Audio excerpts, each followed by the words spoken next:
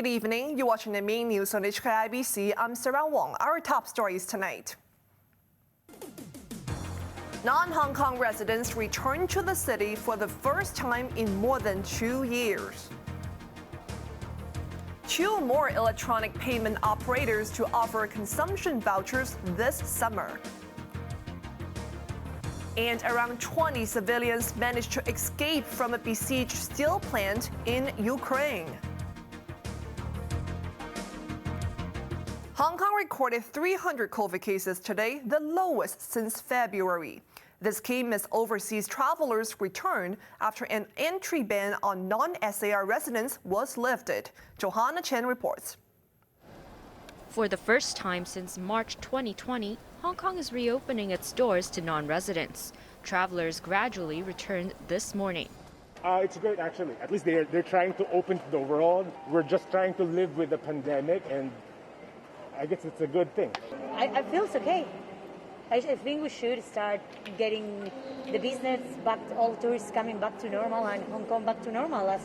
Despite the relaxation, only 22 flights are scheduled to arrive in Hong Kong today. 14 from overseas, 5 from the mainland, and 3 from Taiwan. We expect there will maybe an increasing number of imported cases because of the increasing number of flights or passengers to Hong Kong. This came as the city registered 300 COVID infections, the lowest since February. We still have to observe because we have been slowly releasing the social distancing measures, and the increase in people flow and gathering may cause a rebound in the cases. The city also logged 5 deaths. 4 were 65 or older. Johanna Chan, HKIBC. The city's sole chief executive hopeful spent his afternoon visiting service centers and a wet market. John Lee was greeted by enthusiastic stall owners in Tin Shui Wai. Many of them voiced their support for him, despite the fact he was bound by election regulations on expenditure and prohibited from any actual shopping.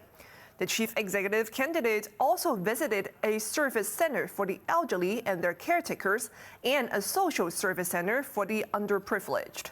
Lee reiterated he will prioritize his work on improving people's livelihood over political issues such as constitutional reform. Current Chief Executive Carrie Lam, meanwhile, has a parting gift for the city's workers. She hopes a bill seeking to abolish the MPF offsetting mechanism can be passed by June 30th. But this was only one of many demands made by workers' unions on Labor Day. Johanna Chen has more. The annual Labor Day isn't complete without petitions, starting with the largest workers' group in Hong Kong. The Federation of Trade Unions expressed dismay at the latest unemployment rate, which deteriorated to 5% in March. The group insisted a one-off temporary relief of $10,000 was far from enough to tide workers over, and called for subsidies for job seekers. It also wanted the government to scrap its outsourcing mechanism, which covers thousands of mostly menial jobs.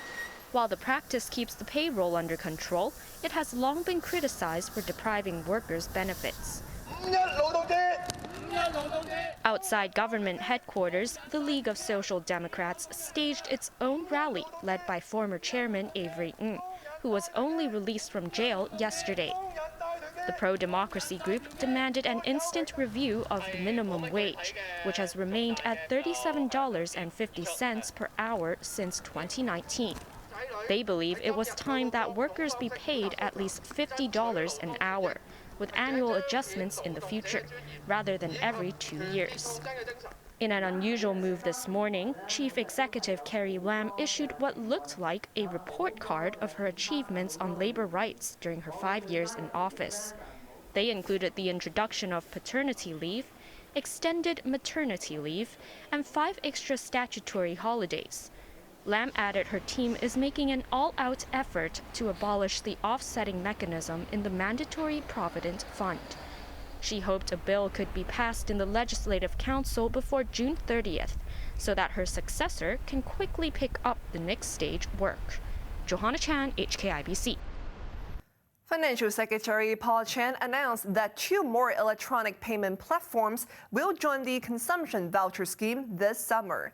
He also expressed concerns over the city's inflation. Chloe Feng reports. Nearly 1 month after the first round of the consumption vouchers was issued, the financial chief gave updates on when and how people can get their hands on the rest of the money. Paul Chan revealed that another 2 electronic payment platforms will join the scheme this summer, when the second tranche of 5,000 Hong Kong dollars is set to be released. They are Bank of China's BOC Pay and PayMe, the city's leading electronic wallet offered by HSBC. Together with Octopus, Alipay, Tap & Go, and WeChat Pay, people will have 6 platforms to choose from. Chen said this is to encourage healthy competition among electronic payment operators and boost their retailer coverage. He also had a hands-on experience at a Changsha Wan market, where he sat down for breakfast and bought groceries, all paid for by consumption vouchers. On a separate note, Chen expressed concern over inflation, which climbed to a 2-year high of 1.7% in March. While home rents, a heavy component of the index, were relatively stable. Staple foods rose by over 7%. These, Chen said, will directly put pressure on grassroots residents. He pledged to monitor the global development and tackle a possible imported inflationary trend. Chloe Feng, HKIBC. It was a subdued Labor Day weekend for millions of residents in Beijing after authorities took drastic action to suppress a minor COVID outbreak. After banning dine-in services at restaurants, entertainment venues, including Universal Studios, are also shut down. Chloe Feng tells us more. It was supposed to be a travel peak, but most Beijing residents were forced to stay at home during the 5-day Labor Day holiday. The capital remains on high alert after reporting another 55 COVID infections, a slight drop from yesterday. No dine-ins are allowed at the restaurants, while entertainment venues, gyms, indoor stadiums, and other facilities are ordered to shut starting today. 98%吧，算是影响了。 This restaurant owner said business was down by 98%, but there was little she could do. Crowds were almost missing at the usually jam-packed railway stations, as residents were told not to travel unless absolutely necessary. 我们本来想去一些地方旅游去玩。 It was a disappointment for this 8-year-old girl who was looking forward to a short trip with her family. She will now stay at home to study. Even tourist attractions in the city were shut down, including the Universal Beijing Resort. Ticket holders will be refunded. Shanghai, meanwhile, saw infections drop for the 8th consecutive day to 7,872. From 10,181 on Friday. Only less than 800 of those infections were symptomatic. Officials at the financial hub believed cases peaked on April the 13th, with over 27,000 in a single day. But they called on residents to remain vigilant and prevent a rebound. Chloe Feng, HKIBC. Over in Ukraine, there was a humanitarian breakthrough in the city of Mariupol, where around 20 civilians besieged inside a steel plant have finally escaped. Other residents in the east also raced against time to flee the area as Moscow gears up for a fresh offensive. Rats going up behind you now. Desperately needing gains, Russia has ramped up its military offensive against Ukraine in the east and south. Once setting its sights on capturing Kyiv in 3 days, the Russian invasion has now dragged into a 3rd month. Many residents in Lyman, a town in the Russian-friendly Donetsk region, fled the intensifying fighting. But there are also others who have decided to stay, clinging onto the fragile hope that they could survive the onslaught. Things remained grim in the southern port city of Mariupol, where evacuation efforts repeatedly broke down.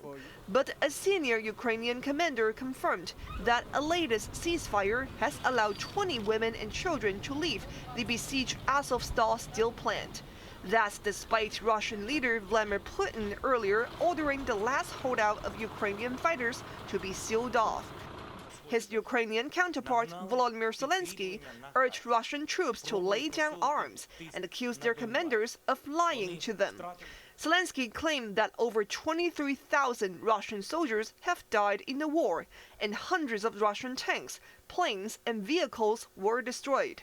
Russia denied any setback, insisting its special military operation is proceeding as planned. In a renewed show of support, U.S. House Speaker Nancy Pelosi traveled to Kyiv and met with Zelensky. The highest-ranking American official to visit war-torn Ukraine pledged her support until the fight is done. Over in the western city of Lviv, actress Angelina Jolie was greeted by medical workers and officials. She also met children who were displaced by a Russian missile strike earlier this month. An annual correspondents' dinner has returned to the White House for the first time in 3 years. President Joe Biden took the opportunity to poke fun at his predecessor, Donald Trump. This is the first time the president attended this dinner in 6 years.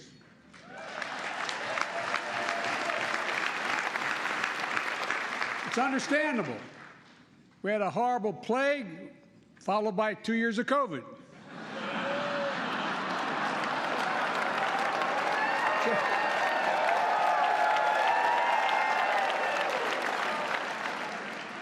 Just imagine if my predecessor came to this dinner this year. Now that would really have been a real coup if that occurred. And on to the weather now. Tomorrow will be cool and cloudy with showers, but the rain will ease off later.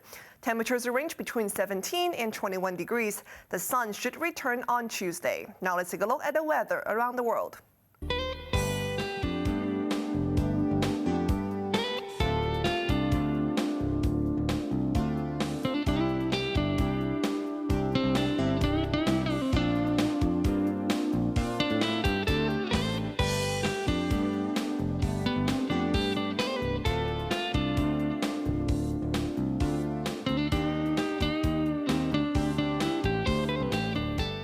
That's our main news for Sunday night. Join us for more updates at 11. I'm Sarah Wong. Please stay safe and take care.